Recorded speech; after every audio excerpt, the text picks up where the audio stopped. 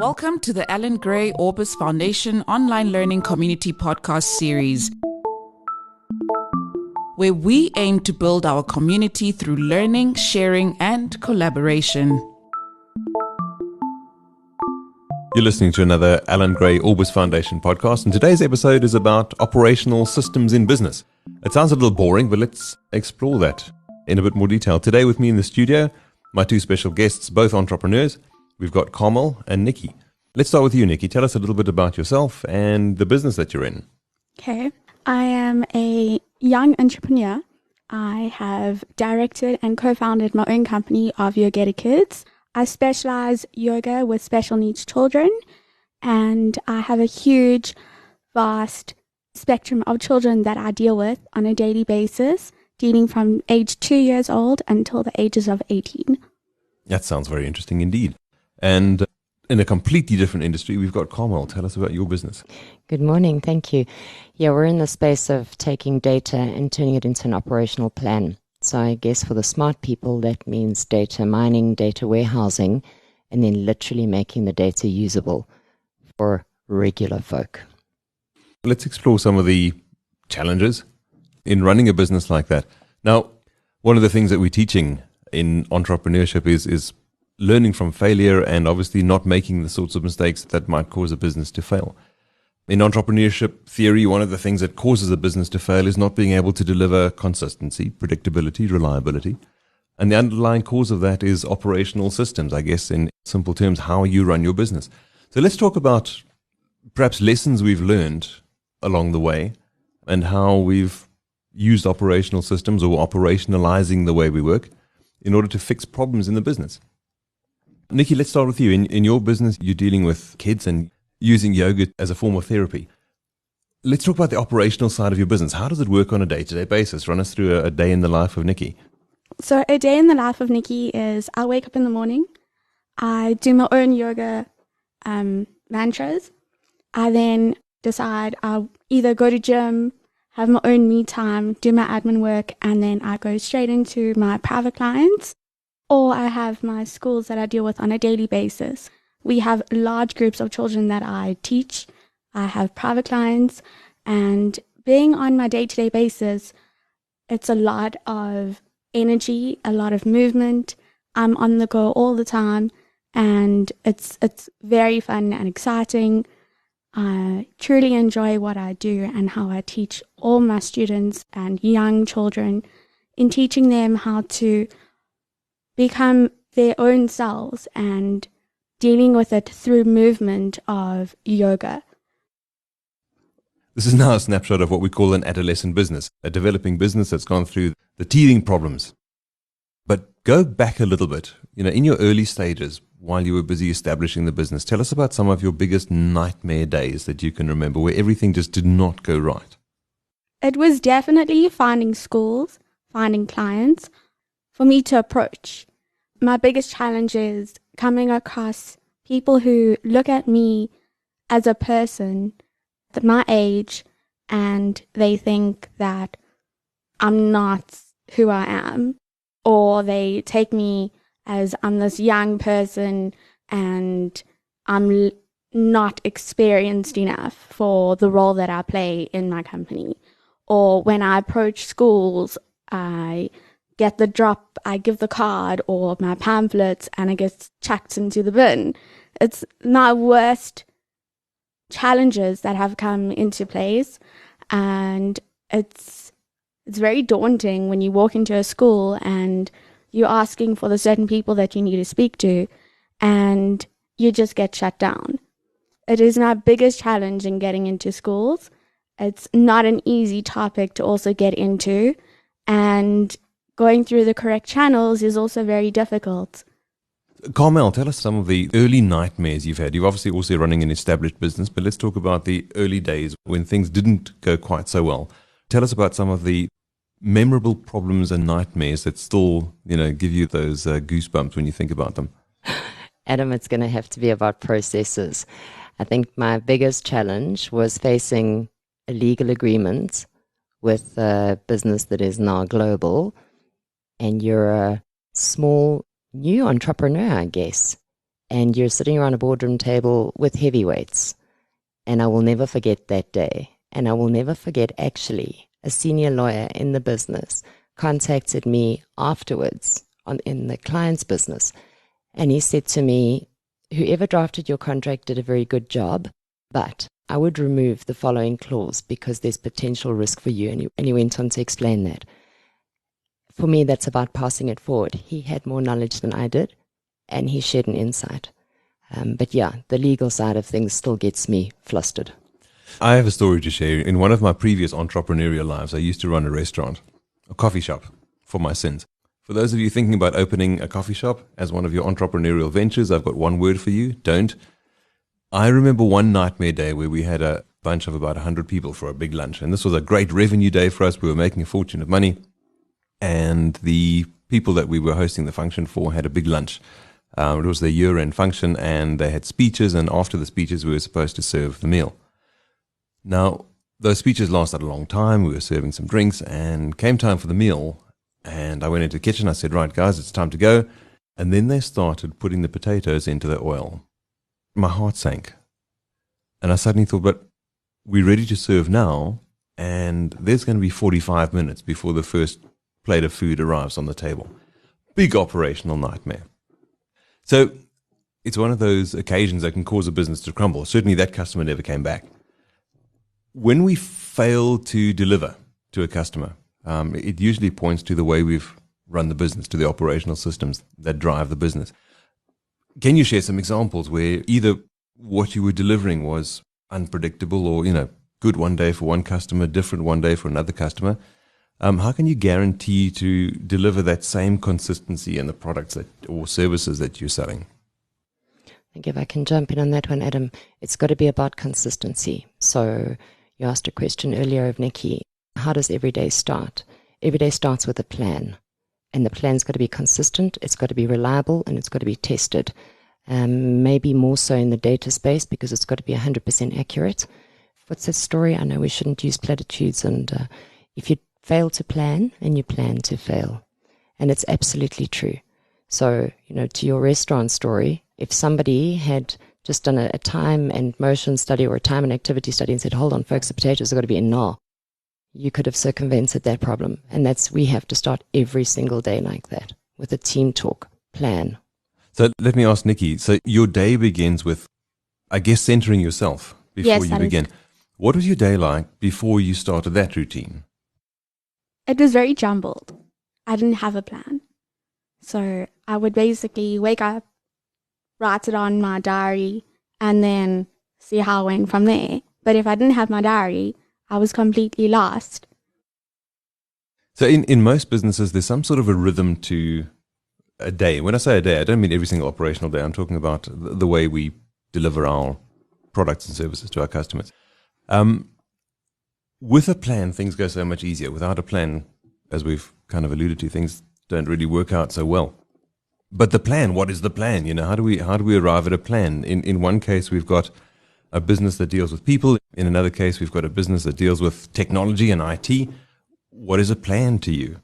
Let's start with you, Nicci. A plan to me is doing my weekly classes, doing the movements on a day-to-day basis.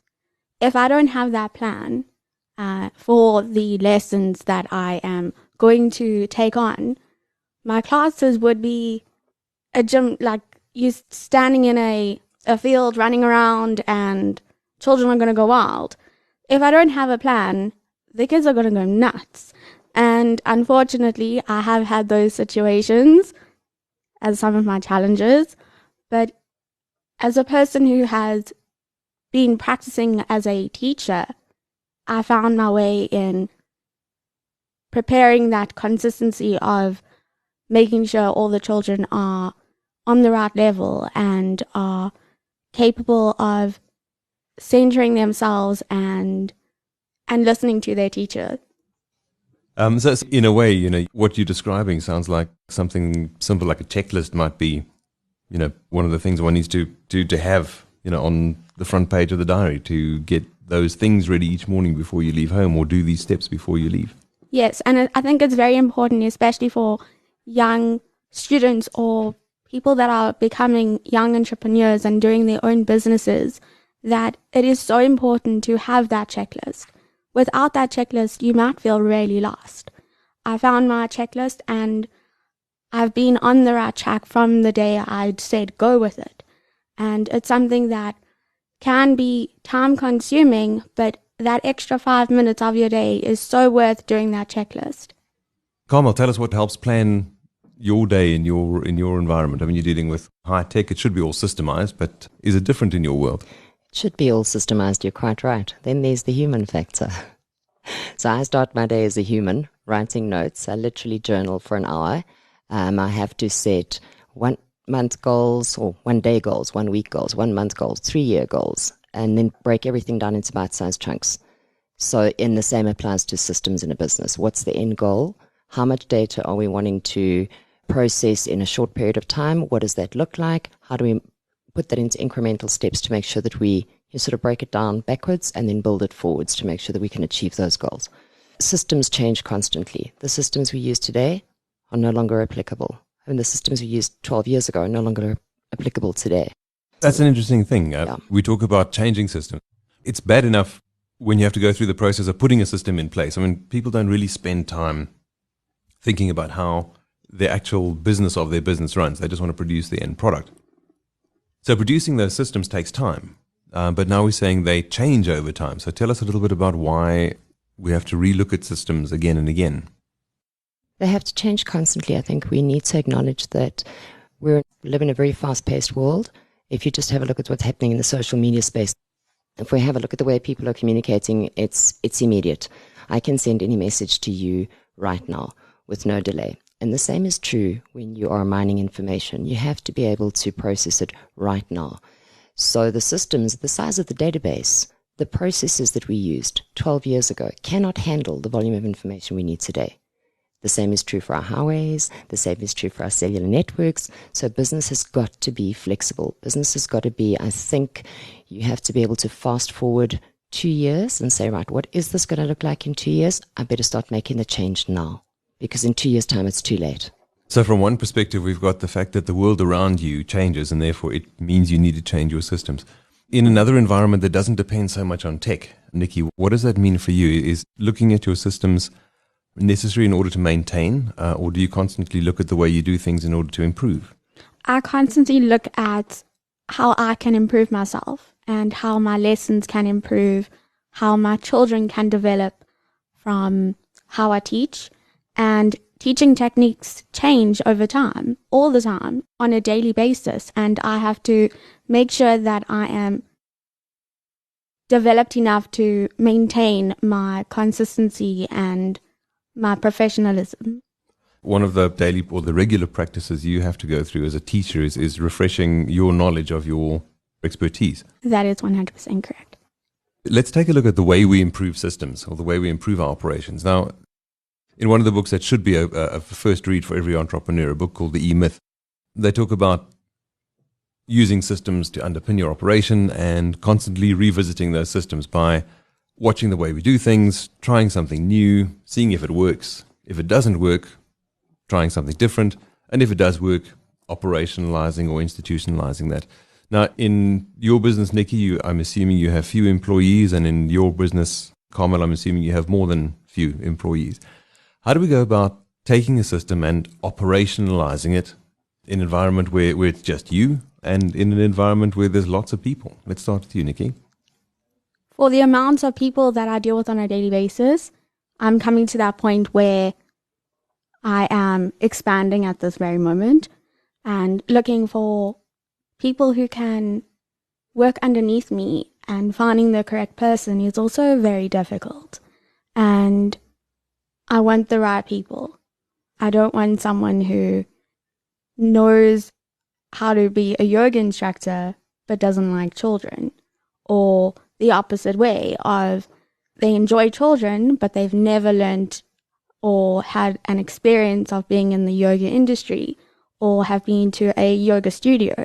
So there's a lot of challenges that I will be facing within the next couple of months coming ahead. With me being myself, dealing with 100 children a week, it's very tiring. And I'm going to be honest, it is tiring. Like, I get home really late at night. I start my days really early. And dealing with so many children on a daily basis, you need that energy to also uphold yourself. So at this very moment, I am looking to expand at this very point, and I am excited to see where it is going.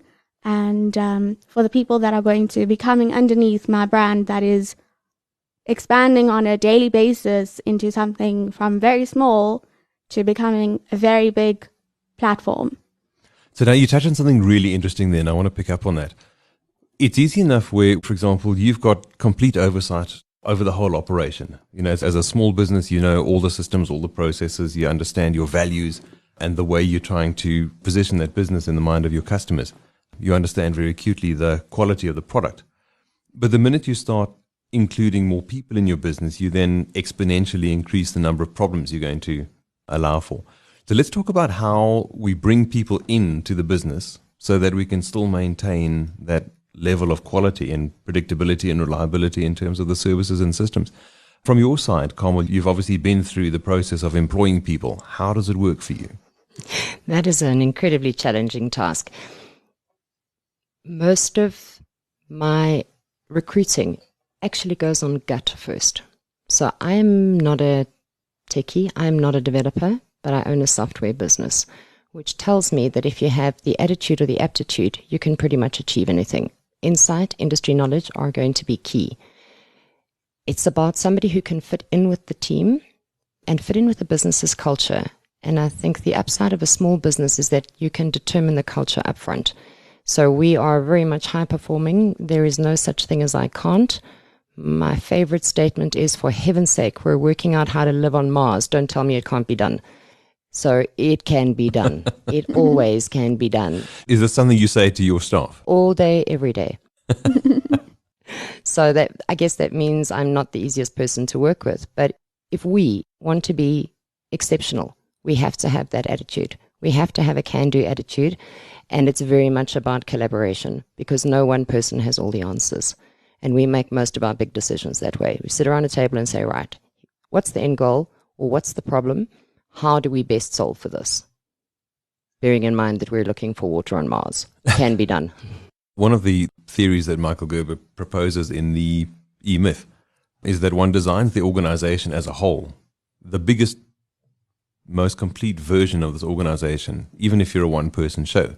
So you do your organogram and you say, right, this company, if it's to function without me, or if this company, if it's to function as a fully fledged organization, has these departments. It's got the CEO, it's got the production department, it's got the sales department, it's got the operations department, it's got finance, it's got legal.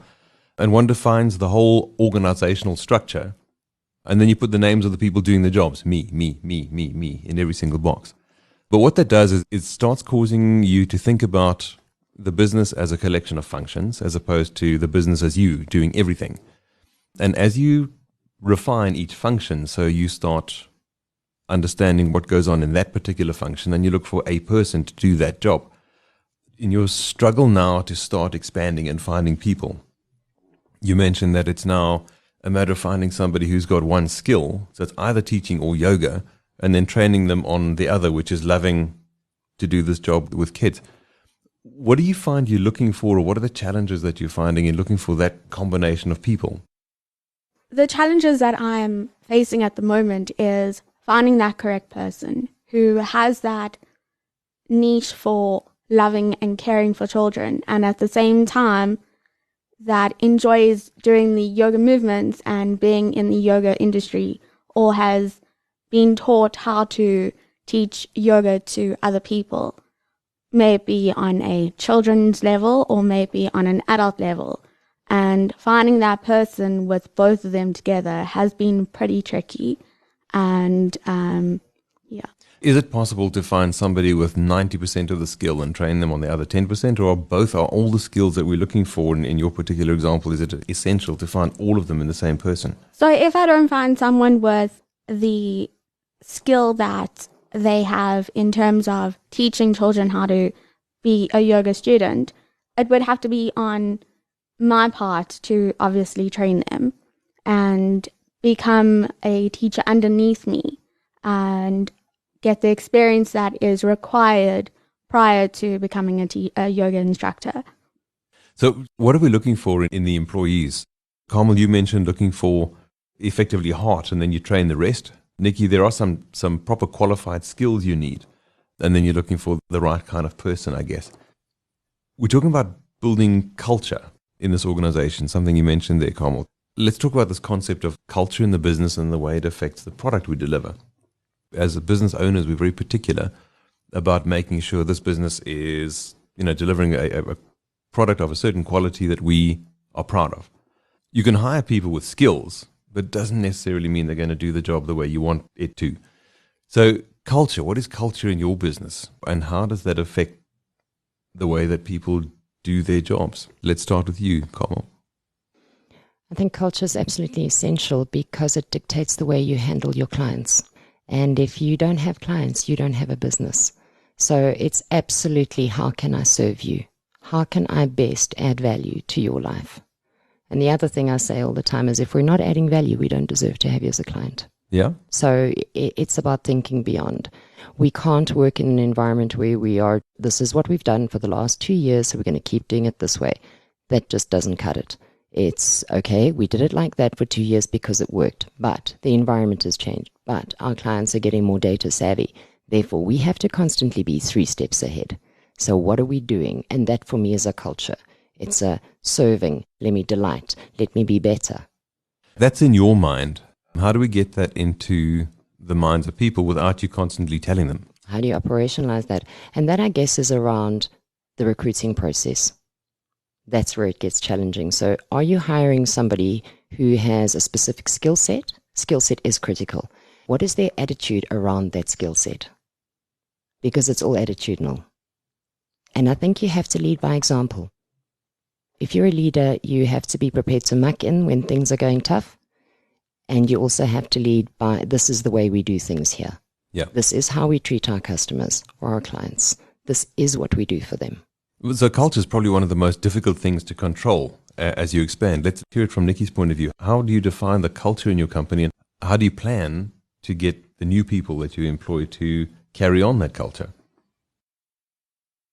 The best way for me to carry on in finding that correct person would be putting more of myself out there in terms of hiring a person and using my techniques and resources available to find the correct people to come underneath me and continue in building my brand. So culture is a very uncontrollable animal if you don't get it right. For those of you starting a small business, the culture of your business starts off as being you. It's your personality reflected in the things that you do. But the more the business goes on, if you're not consciously creating a culture, one will be created for you. It's kind of like your Miranda rights. And the culture will become the way the people in your organization behave, whether you like it or not. So it's really important to start thinking about, if you want to deliver consistency, predictability, reliability, what that means in terms of the product, and if there's a culture in your organization, how that then translates to the people wanting to do that without you standing over them all the time. Hiring people starts becoming a challenge because we're talking about finding the right people. Yeah, you were just talking about culture and how important that is. And you said when you start your business, your culture is you. I think in terms of maintaining that the culture that you envision is continued as the business grows and you potentially step away. It's about instilling behaviors, and I'm going to sound like a dictatorial parent now, but I really do think it can work. What behavior in a business is unacceptable? A little bit like what behavior within a family unit is unacceptable, or a behavior on the road is unacceptable. It's just about saying, folks, that's not acceptable. That's not the way we do things here. And if that's the way you operate in this space, then maybe we don't have a good fit. So you don't necessarily need to have the big lashing 1,000 letters of warning, million CCMA cases. It's just about acknowledging as a unit, this behavior is not acceptable. It's not how we do it. We don't take shortcuts. We don't disappoint our clients. It's just not what we do. In trying to manage that, you're obviously going to come up against conflict. because we're now trying to take people, get them to walk the way we want them to walk in order to deliver this product or service the way we want them to do. And we know that not everybody is the same. In fact, we know that everybody is not the same. When you just walk into a bookshop, see how many books are on the shelves, and each person will go in there and find a different one because that's their tastes and preferences. Values drive people, values drive businesses, and our values aren't always the same. So when people are out of line, from an experience point of view, how do you handle it? From an inexperienced point of view, what are you afraid of? It's a frightening thing to do. It's not something that sits comfortably with me, and the older I get, the worse I get at this. When I was younger, I was very clear about what is right and what is wrong, and there will be no deviation. You get older, you get a lot more tolerant, you realize that people have external and internal factors that influence their decision-making or drive their values, and you start making decisions with a little more heart. And I'm not sure that's a great idea. I think you have to make business decisions with head. You have to have very clear boundaries around what's acceptable and what's not. And I think if you enforce those boundaries clearly enough, that there's no wriggle room, people will soon enough understand that this is not a good fit, or I can be very comfortable here if I'm compliant within the client delivery boundaries. So we're talking about a lot of conceptual things. Break that down for somebody who's never been in this world before. So I'm 16 years old, not quite sure what you're talking about. Let's have some practical examples. Okay, I had a real live example last week. I have a global client who is a relatively new client. They are absolute sticklers for detail on the data front, which I thought would delight me. I was sorely mistaken. Two of my one particular long-standing employee made a fundamental mistake in a data dump that was imported, or a data file that was imported. The net effect is that the incorrect report was sent out. Well, correct report, incorrect data. So that file had to be dumped. So Friday, I was called in to the client's office and got a proper lynching for the inaccuracy, which I think they're well within their means.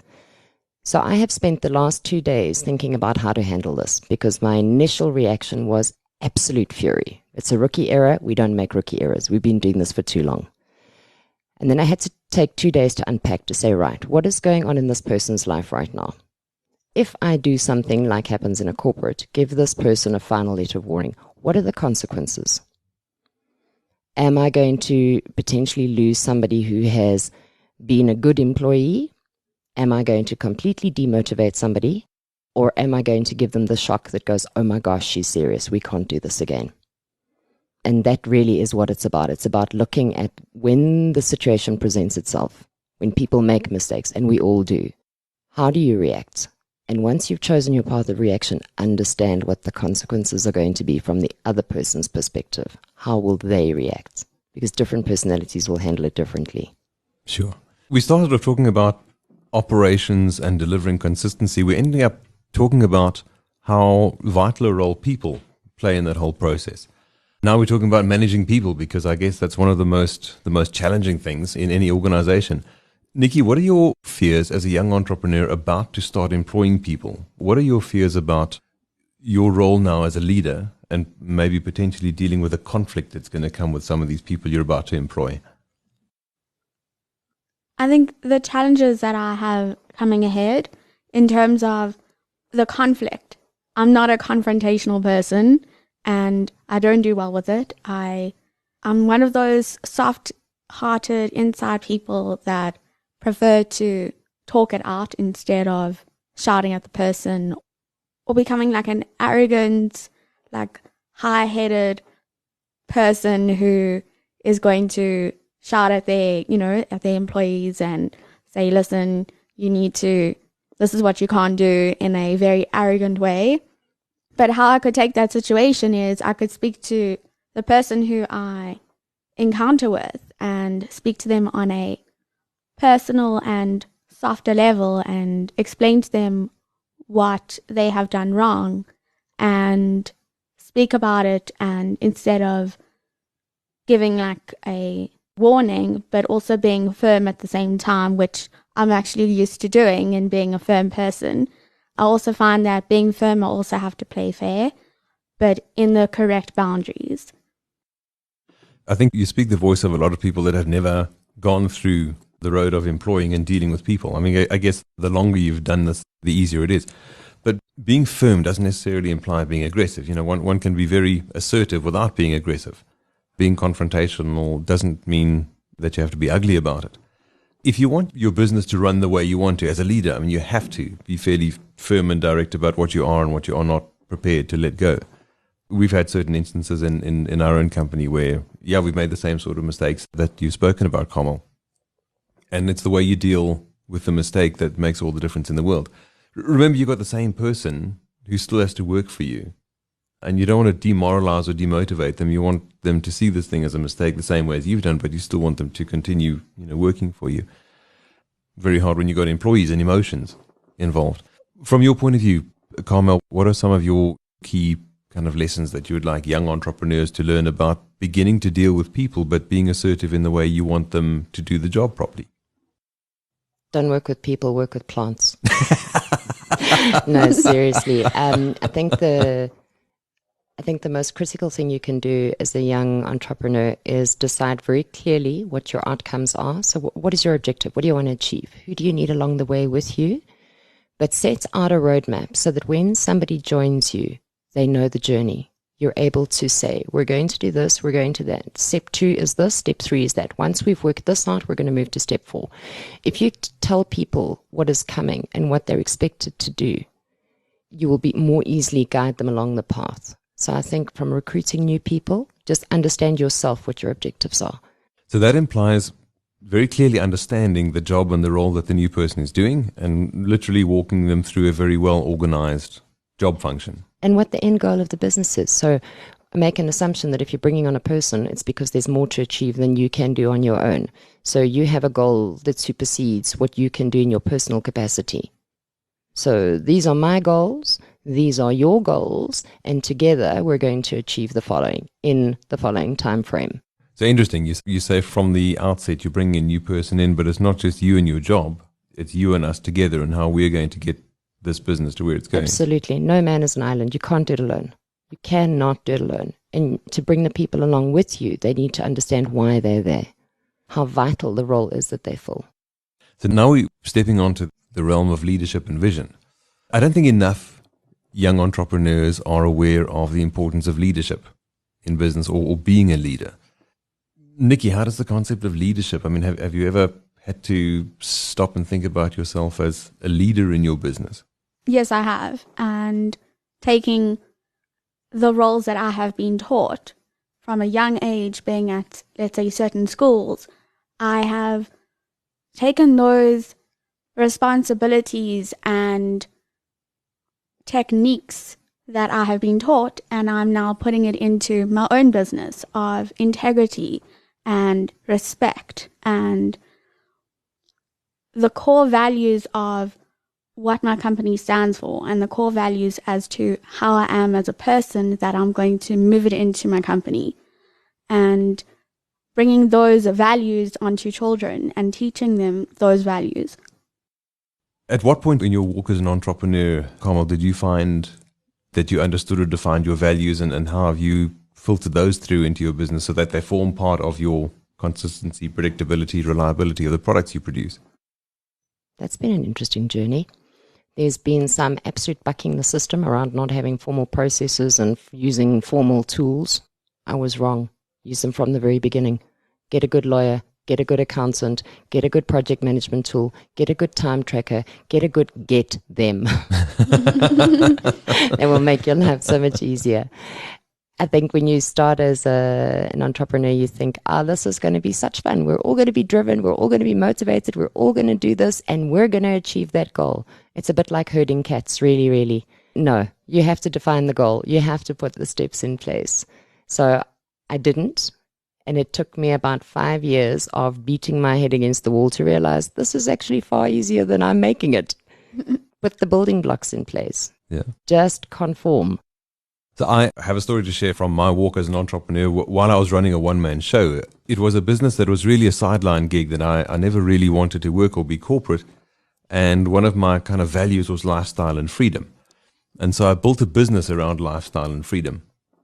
But going back to one of the things you said earlier, the world around and the industry around my business changed.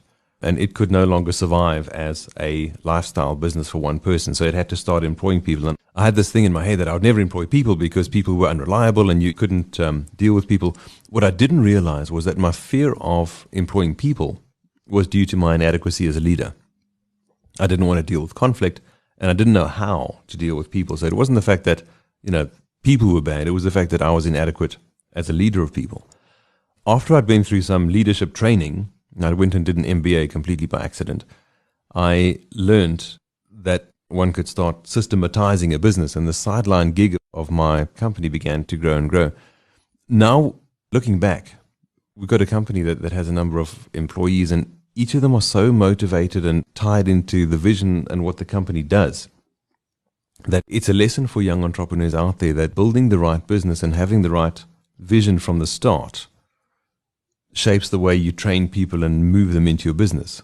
And having reliable systems allows you to put each person in their place at the right time so that they can hit the ground running because they've almost got that treadmill moving beneath their feet, so you can put them in the right place and they can do the right job. Let's talk about one more topic before we close off, and that's the concept of scalability. We build businesses because we come up with an idea. The idea is to solve some need or deliver some product or service to a customer that we feel passionate about. But at some point, the business starts either growing bigger than us or it's going to be the same forever and it's never going to grow. And we're after this concept of scalability. Can you grow the business bigger than yourself or bigger than an individual can handle? And what are some of the challenges about growing a business to the point where the business can grow and grow and grow without reaching capacity or bottlenecks? In terms of scalability, Carmel, what are some of the lessons you'd like to tell young entrepreneurs about, building a business that can grow and grow and grow with no ceiling? That is primarily driven by the entrepreneur, right? But when you put your building blocks down, when you put your foundations down, when you start your processes, don't think to solve today's problem. Think about next week, next year, next 10 years problem. So think bigger than the problem actually is, because if you can solve a much bigger problem than you're currently faced with, server size, processing power, whatever it is, if you can think much bigger than your current problem and you can solve a bigger problem, you can definitely solve your current problem. So you're allowing yourself the wiggle room in terms of being able to grow and not having to deal with growth pains sooner rather than later. And scalability generally will only come from two drivers. One is the person doing the selling is selling the product or the concept, and that is going to increase revenue, which is going to potentially allow the business to employ more people. And the second way is, I guess, through funding, through an investor. And I think that's quite a frightening place for most entrepreneurs, because it's saying, I've got to hand some of my baby over to you, and are you going to nurture it the way I have? But if you want a business to truly grow to something that can work on a global scale, I think one of the biggest challenges or emotional challenges an entrepreneur needs to be able to deal with is to say, I have to let go. If it's going to grow, I have to let go. You said some very interesting things there. One of the things you said was about solving a problem or planning to do things bigger than they are at the moment, because you don't want to end up planning to do just enough now and suddenly hitting bottlenecks later. I think most of the time we think about how to do a job, we think about how to do it just enough. Right now. Just enough to get by, and we don't think about tomorrow. So I think it's a really important lesson. The other one you talk about is letting go. Let's talk about letting go, because I think it's one of the things that all entrepreneurs are going to say, I'm never going to let my business go. It's me. Then Nicci, it's going to die, right? Oh, absolutely. Yeah. If you try and do too much, you'll strangle the business quite capably. Nicci, let's talk about your business. It's your business. It's your baby. You feel passionate about it. What would you feel about somebody coming in and saying, right, it's wonderful. We like your business. You go off and have a holiday. We're going to take it off and take it over and run it without you. I think I would be excited on the new journey that is coming ahead within my business, having myself foundationally and monetary found my place in my company. I started off with very small. Basically, whatever I was earning, I was putting it into my equipment. And that is what my first step was. My first step, once I was qualified, was to get the right equipment to start my business. And that is what I put my extra time and effort and money into my equipment first, before I did any planning of finding a client or anything else, I needed to have that correct equipment. And it might have cost me not a lot of money or a lot of money and make no difference. But now I've come to the point where I'm needing more equipment. I'm needing more people to come underneath me. I'm needing more assistance because I cannot handle the amount of work that I'm doing on a day-to-day basis. And if an investor or someone who is going to come along the way and say, I'm here to help you, I may have to take that opportunity. But for right now, I think for what I'm doing at this very moment, I think I'm doing perfectly fine on my own. I think you've voiced the feelings of a lot of entrepreneurs. I don't want to let go. Yeah, I'm doing perfectly fine on my own. Scalability, does it require working yourself out of a job? I think so. I'm mortified to say I think so. I think entrepreneurs have the vision, the dream, the determination to start up. Oftentimes, we're not very process-driven people. We don't pay attention to detail like finance and all of those good things. And when it comes to scalability, if you're going to turn your small business into a global monster, it's probably a good idea to hand it over to somebody who doesn't have the emotional association, someone who looks at the numbers, who looks at the practical process and says, right, if this, then that, go. They say most businesses fail when the requirements of the business exceeds the capability of the manager or entrepreneur. And so it's a matter of recognizing where your borders are. You know, if you're a global leader, wonderful, you're never going to be without a job. But if you're used to running a business of this size, then it's in your best interests either to learn how to run a business that's bigger or to take a smaller role in your business and put somebody in charge who does know how to run a business that's bigger. I've been watching my business grow. I started off as a one-man business not too long ago, and within 3 years, we're now up to 10 people. And I'm watching the business grow, but all the time I'm standing aside thinking, I've got nothing to do here. Because operationally, people are doing the operational parts of the job. And my role has changed completely. In your experience, how have you found dealing with your changing role as your business grows? It's frightening. I think you feel like, I would imagine that a mother or a father, when the child leaves home, it's like, oh my gosh, it's gone. What now? I think you've done an amazing job if your business can run without you.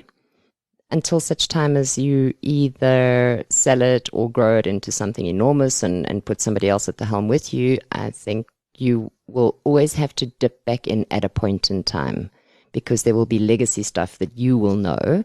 So you will need to step back in and say, okay, this is why, this is how, this is where, this was the step change, these are the consequences, this is where you are now. So go. I think as an entrepreneur, you've always got to have that bigger vision. When I was 18, I met a guy who was a student. Well, he just graduated, so he was a few years older than me. And he had a business and he had this dream of being a millionaire. And he made some big deal and he was a millionaire at the age of 23. I'll never forget, somebody had been speaking to this guy and he said to them, one of the saddest things in life is when your realizations exceed your dreams. And that sat with me for a long time until I thought, no, that's wrong. If your dreams aren't big enough and what you've got has suddenly exceeded your dreams, then you're not dreaming big enough. You know, the simple answer to the question is dream bigger, do more. And so that's where I'm finding myself. Once you've worked yourself out of the job, it doesn't mean that you stop doing anything. It means that you're now free to step change, to think bigger and create that bigger organization. Make mistakes. You have got to make mistakes. Rookie mistakes I don't like much. If we've made a mistake more than twice before, it mustn't happen again. But in learning, you have to make mistakes. Be brave enough to try something new. Try something different. Let's put that in context. So we're not talking about making monumental mistakes happily and feeling good about it. No, definitely not. And I think I can completely agree as to what you are saying, because I've done many mistakes in learning on how to become a yoga instructor, or timing of my planning, or timing of lessons, and timing of being with people and speaking to people. I think the mistakes that I have done have given me the resources into becoming better and learning from those mistakes. And with a person who learns from their mistakes, you can only better yourself. And that is exactly as to how I have progressed within the past couple of years, as to how I've progressed as a person, how I've progressed as a director of a company, and where my business is going and the future of it, because my 5-year plan has come into my year 2.5 and it's become very real. I had to take a step back the other day and look at myself, and I said to myself, this is way bigger than me as a little person, and I could not have expected this to come sooner than it has.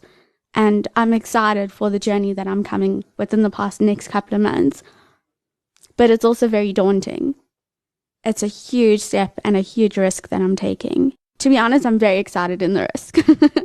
Let's jump in quickly. So, Carmel, what advice would you give to Nick on this rapid growth journey of hers so that she doesn't make the kinds of mistakes that maybe you can foresee coming? Run the numbers. So instead of running out to hire somebody, really, really run the numbers. What does your day look like?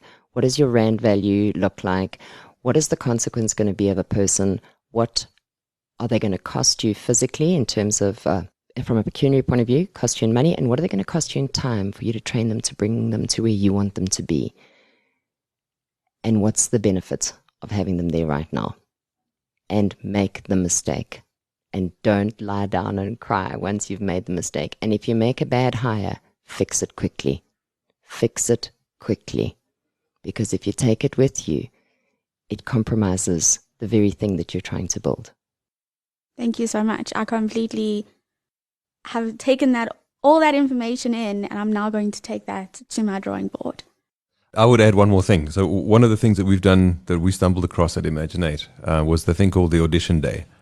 So we never hire somebody that we don't know. It's like entering into a marriage contract after half a date. You're going to be... It's a bad idea. It should be a bad idea, yeah. Given that most marriages don't work out, it's not something you step into lightly. So the thing that we've done at Imaginate is we hire for skill. So we go through all the CVs and we look on paper to see what somebody's like. Then we bring them in to do the interviews and we kind of develop our shortlist. But then we bring each of the people on our shortlist in to work for us for a day. So it's a one-day gig. They get paid for the day, and we call that their audition day. We give them an example of what they would be doing. We put them in the team they're going to be working with, and that gives us a really good idea about whether they can deliver on the goods. And based on that, we've changed our minds in terms of what we thought was going to be our favorite hire to somebody completely different, just because of the fact that we've seen how people perform. Really, really, really interesting little simple tip. The other tip I'd give you is to learn leadership quickly. You're going to find that the people that you hire are not going to pan out the way you thought they would, and you're going to have to make some hard decisions. Either reprimand them and bring them on board quickly, or, correct action that's not desired, or get rid of them. And we don't like to send people on their way because it's hard. It's very difficult. It's emotional. It really is tough. But you got to do it, right? Tell us how you feel after you've had to let someone go for being the wrong person or not performing properly. I've had to be 100% practical about it. Absolutely unemotional, because if you do, particularly I think as a woman in business, and a woman in business in a tech space, which means I get to deal mostly with men, and there really are subliminal differences in the way we handle things. There has been an enormous amount of relief when somebody has exited the business that I've known has not been good for the business. And you can actually feel it in a general office, in the team space. There's okay. And mistakes cost. Oh my gosh, they do. They cost the business, but they cost the people too.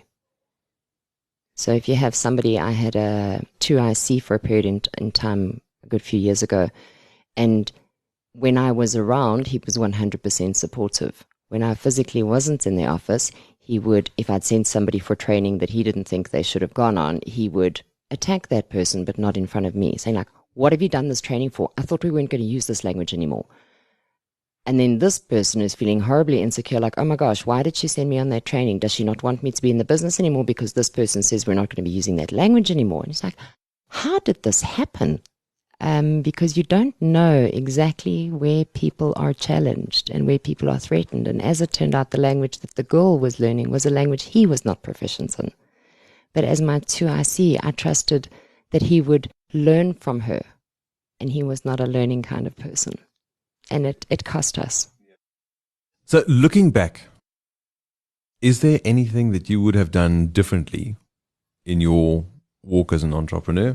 And what would that be? In other words, if you could talk to your 10 years ago self, what lesson would you give that you know you've learned over time that you wished you'd learned earlier?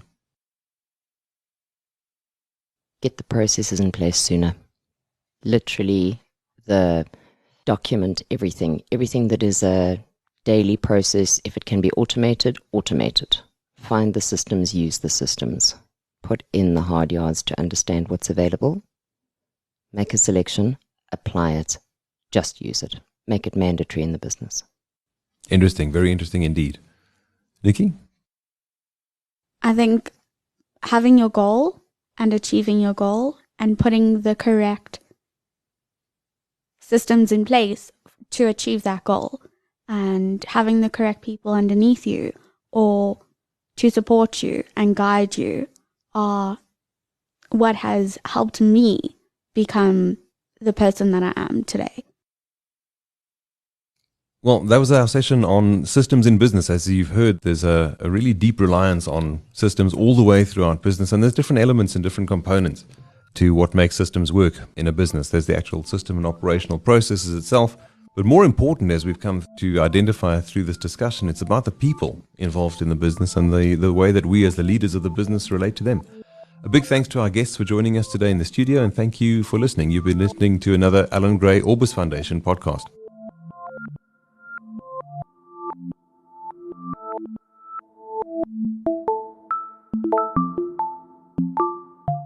You've been listening to the Allan Gray Orbis Foundation online learning community podcast series, covering essential topics for entrepreneurs, including finance, marketing, systems thinking, generational issues, and practical skills.